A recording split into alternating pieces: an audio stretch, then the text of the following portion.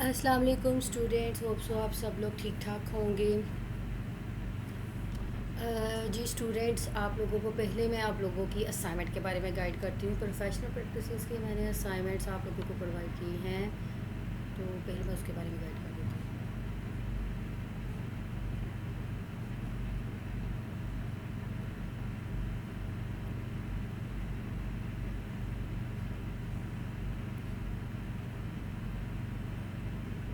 ये आपकी assignment number 1 है।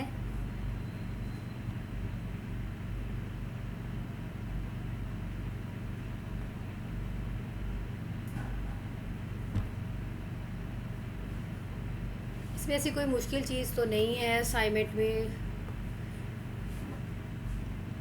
मैंने बेसिकली ये कहा है कि अपनी जो FYP है, अपना जो फाइनल ईयर प्रोजेक्ट है, उसके अकॉर्डिंग आपने इसको लिखना है।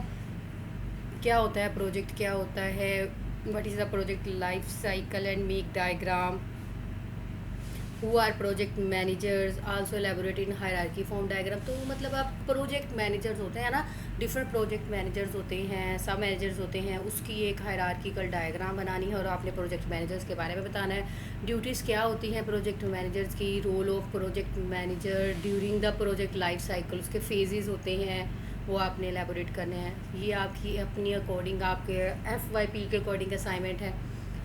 अब दूसरी असाइनमेंट की तरफ आते हैं।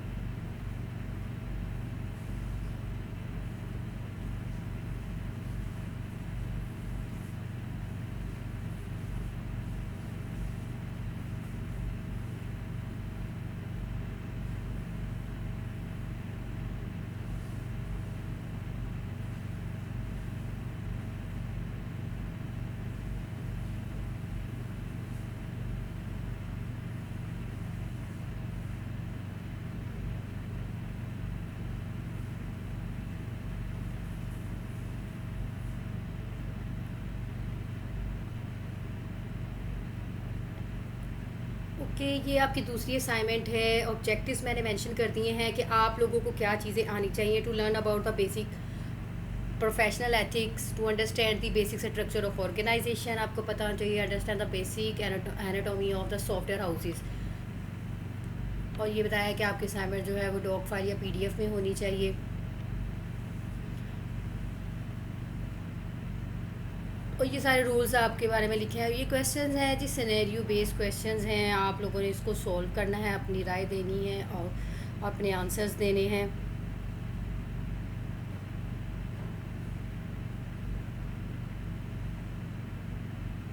ठीक है, ये सारे पॉइंट्स हैं, ये पॉइंट्स हैं इनके, इन सबको अलहदा-अलहदा आपने बताना है according to you.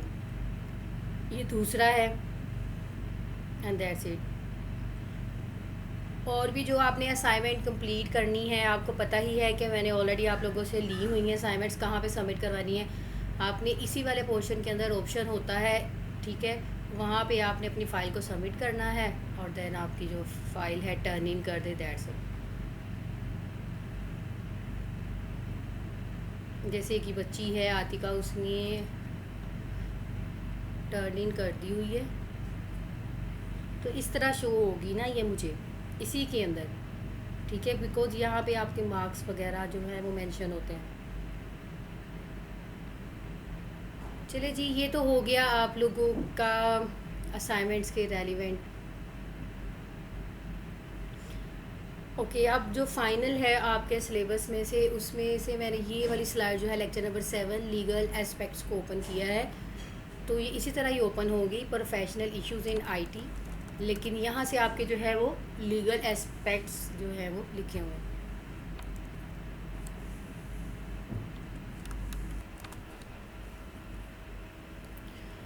Ji, first है law, a set of rules date can be enforce in a court. Law, कानून, ज़्यादा तो यही होता है ना कि हम उसको कोर्ट के अंदर ही देखते हैं कि कानून जो है वो रूल्स को क्या करता है, सेट करता है।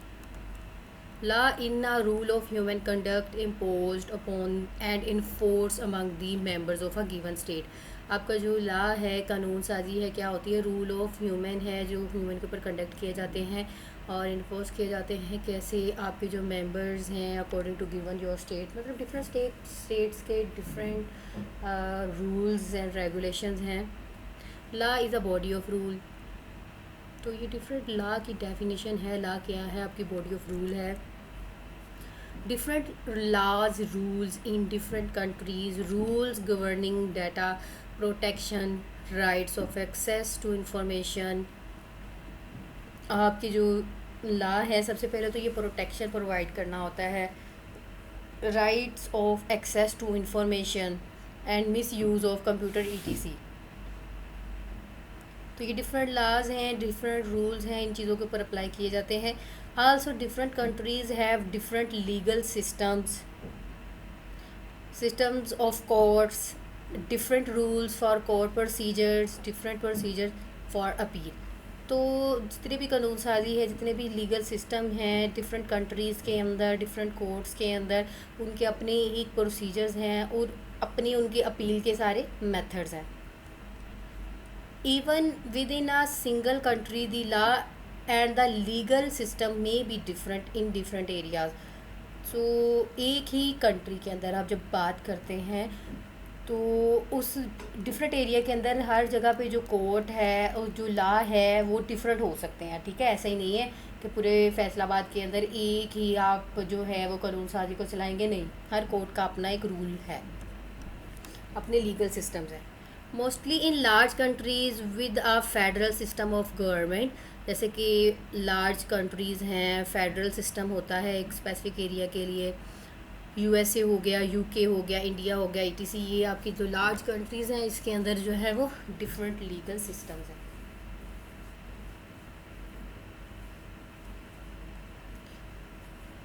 Jurisdiction means the area covered by a single legal system।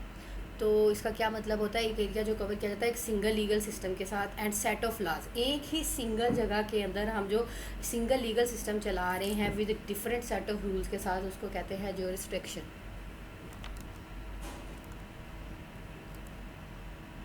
The need, क्या ज़रूरत है इसकी, to dive the sense of security. सबसे पहले तो हम इस चीज़ के लिए ही लॉ को अप्लाई करते हैं for the security purpose. Law are made to force people to be good, ठीक है जी। जब आप लॉ अप्लाई कर देते हैं तो हमें पता है कि हमने उसको फॉलो करना है, उसको अकम्प्लिश करना ही करना है, हमारी ज़िम्मेदारी है। Because individuals are more controlled by their passion and education alone can't make them good. तो ये नहीं है कि अगर ठीक है जी अब वो एजुकेटेड है या फिर पैशनिस्ट बंदा है तो वो उसको बेहतर बना सकता है, नहीं, इसके लिए भी एक हेड होता है ना। जिस तरह हमारे घर में हमारे पेरेंट्स हेड होते हैं तो कुछ रूल्स उनके अच्छे होते हैं, कुछ उनसे बड़ों के अच्छे होते हैं, तो ये डिपेंड करता है। So laws were created to scare people in being good. तो ठीक है, आप जब लॉ मतलब बनाए जाते हैं तो पता है कि पीपल को इसको यूज़ करना है, तो कानून बुरा नहीं होता, ठीक है। लेकिन जो हमारे पाकिस्तानी हैं वो तो बिल्कुल भी कानून की रिस्पेक्ट नहीं करते, उसको फॉलो ही नहीं करते हैं, बल्कि जो कोर्ट है वो खुद नहीं इस चीज़ की तरफ आती, सच्चाई कहीं पे भी नहीं है। To ensure justice, fairness and equality. So हमें इस चीज़ की ज़रूरत होती है, जस्टिस के लिए, फेयरनेस के लिए, इक्वालिटी के लिए, इसलिए कानून साजी जो है वो बनाई जाती है। Protocols to regulate the basis of society, ताकि आप जो सोसाइटी है उसमें उसको प्रोटोकॉल प्रोवाइड किया जाए, हर एक बंदे को स्पेसिफिक, इंडिविजुअल को स्पेसिफिक। सेम राइट्स होने चाहिए एक दूसरे के, ऐसे नहीं है कि एक को ज़्यादा राइट्स दे रहे हैं कि वो अमीर है और दूसरे को कम दे रहे हैं जो वो गरीब है, ऐसा नहीं होना चाहिए। Types of law, criminal law, civil law, public law, substantive law, procedural law, municipal law, public international law. तो ये डिफरेंट लॉज हैं, इसको आगे एलैबोरेट किया गया है one by one. Criminal law, criminal law is that part of the law which characterizes certain kinds of wrongdoing as offenses against the state। ठीक है जी, क्रिमिनल होता है गलत काम होना, तो आपके जो नॉर्मल स्टेट के अंदर उसके मुखालफत में हम काम कर रहे हैं, कुछ ऐसा गलत काम कर रहे हैं जो आपके कानून के ख़िलाफ़ है, तो वो होता है आपका क्रिमिनल लॉ। सम क्राइम्स ख्वाह वो कंप्यूटर के ज़रिए हो रहे हैं, ख्वाह वो फ़ोन के ज़रिए हो रहे हैं, ख्वाह वो रियल में टेररिज्म के ज़रिए हो रहे हैं। मतलब कि क्रिमिनल तो क्रिमिनल ही होता है, ख्वाह वो जिस चीज़ को मर्ज़ी यूज़ करे। As a citizen of a state, that citizens have certain rights which are granted to them under the constitution, and when these rights are being violated by someone, then state have to protect them. देखिए, जो कोई इन rules को तोड़ता है, violet करता है, हमारी जमहूरियत ने हमें ये चीज़ कह दी है, ये करना, ये कानून है आपका, कोई इसको ब्रेक डाउन करता है, कोई इसको फुलफ़िल नहीं करता। क्योंकि देखिए, करने की ना वजह भी यही होती है कि उनको इंसाफ नहीं मिल रहा होता। तो यही वजह है ना, हम गलत साइड पे ये करते हैं, कानून को फॉलो नहीं करते, उसके रिवर्स काम करते हैं, उसको वायलेट कर देते हैं। तो ये नहीं है कि हमने कानून बना दिया है, रूल बना दिए हैं, उस खुद ही फॉलो नहीं कर रहे हैं और हम ये कहते हैं कि हर जो बंदा है सोसाइटी बस उसे फुलफ़िल करे। ऐसा नहीं होना चाहिए। अगर आपने बनाए हैं तो कोई आपके पास अपील लेके आया अपनी, तो उसको सुने, उसको समझे। तो ये गलत करने वाले लोग भी इसी के अंदर से ही निकलते हैं, क्योंकि उनको इंसाफ नहीं मिलता। Crime, it is defined as an act disobedience of the law forbidden under pain of punishment. तो क्राइम क्या होता है? क्राइम की डेफिनेशन को ऐसे ही हम कहते हैं डिसओबीडियंट, मतलब किसी ने खिलाफ वर्जी की है, लॉ को भूल गए हैं, या फिर कोई भी वजह हो सकती है, या जानबूझ के उसकी खिलाफ वर्जी की है, तो इसके खिलाफ क्या होती है? पनिशमेंट होती है। तो this is a crime. Punishment, it ranges from death to a money penalty और एब्सोल्युटली डिस्चार्ज। ठीक है, ये आपकी पनिशमेंट कुछ भी हो सकती है। आपको लाइक कहते हैं कि आपको जुर्माना पड़ा है, आपने जुर्माना पे करना है, पेनल्टी पड़ सकती है, कोई भी लाइक डेथ केस हो सकता है, किसी वजह से भी कोई भी आपको पनिशमेंट दी जा सकती है। जैसा आपने खिलाफ वर्जी की होगी, डिसोबीडियंस की होगी, वैसी आपको पनिशमेंट मिलेगी। Police are the public servants whose duty in the prevention and detection of crime and the prosecution of offenders before the courts of law। चूँकि पुलिस जो है वो पब्लिक सर्वेंट्स होते हैं, उनको अपनी ड्यूटी जो है वो फुलफ़िल निभानी चाहिए, लेकिन वो इसको कंप्लीट नहीं करते हैं। खैर, लेकिन इसमें जो आपकी पुलिस की है, वो बता रहे हैं कि वो आपके पब्लिक सर्वेंट्स होते हैं, उनको अपनी ड्यूटी जो है, उनका काम है प्रिवेंट करना, डिटेक्ट करना क्राइम को, जो भी गलत काम हो रहे हैं अकॉर्डिंग टू जो भी आपके कोर्ट्स की तरफ से उनके जो लॉ है, उनके कानून जो है, उनके अंडर रहते हुए अपनी जो है अपने रूल्स नहीं बनाने इनको। लेकिन आजकल की जो पुलिस है वो अपने ही रूल्स बनाते हैं, उनको पैसे दे दो बस वो उनका काम जो है वो हो जाता है।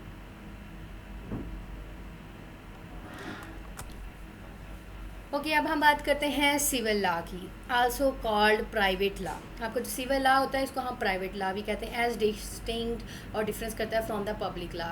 या सिविल प्राइवेट लॉ है, पब्लिक लॉ नहीं है। ठीक है जी। It is the concern with the rights and duties of individual towards each other. एक दूसरे के साथ आपकी जो राइट्स हैं, ड्यूटीज़ हैं, वो कैसी होनी चाहिए? The purpose is to provide rules for settling disputes between people organisation. So ये आपका एक प्राइवेट एरिया भी हो सकता है जहाँ पे आपने अपनी ऑर्गेनाइजेशन के अंदर एक रूल सेट किया हुआ है। Court action under the civil law is known as litigation and must be initiated by one of the parties to dispute. तो इसका मतलब भी यही है कि डिफरेंट पार्टीज़ के दरमियान में जो हम एक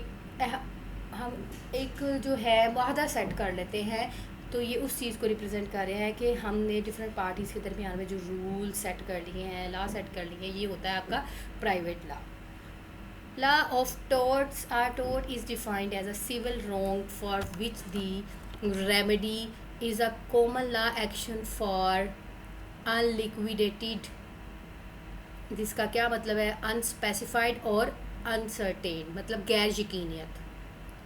damages and which is not exclusively the breach of a contract और ब्रीच ऑफ ट्रस्ट और अदर मेयरली एक्विटेबल ऑब्लिगेशन।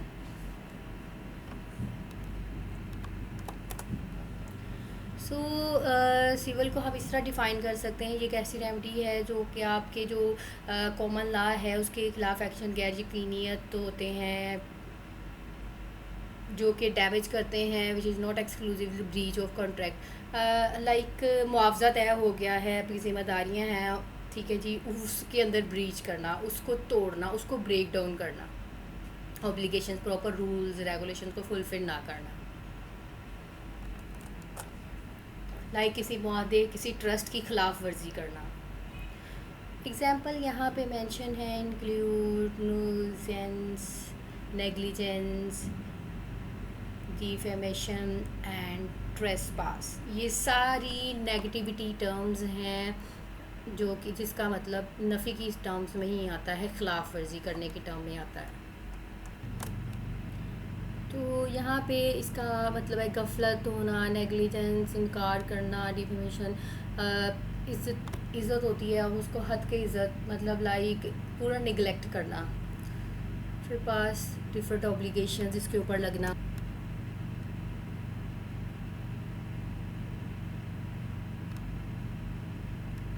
ये सारी आपकी नेग्लिजेंस की टर्म में आती हैं, इनकार के सेंस में आती हैं। तो ये थी आपकी सिविल लॉ, यहाँ तक ये उसकी डेफिनेशन थी।